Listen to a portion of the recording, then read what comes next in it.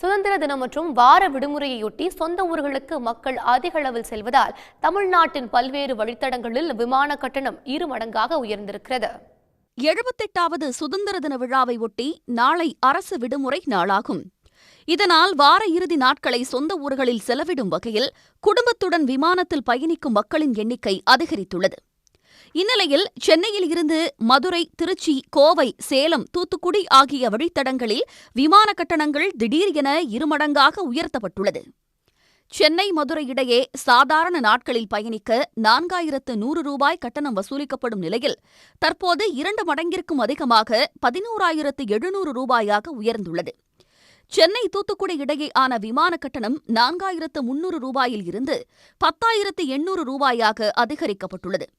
2700 ரூபாயாக இருந்த சென்னை, சேலம் இடையேயான கட்டணம் 8300 ரூபாயாக உயர்வை கண்டிருக்கிறது.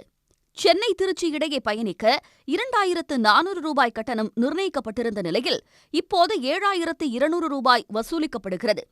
சென்னையில் இருந்து விமானத்தில் கோவை செல்ல சாதாரண நாட்களில் 3400 ரூபாய் கட்டணம் செலுத்த வேண்டும். அது தற்போது 5350 ரூபாயாக அதிகரிக்கப்பட்டுள்ளது.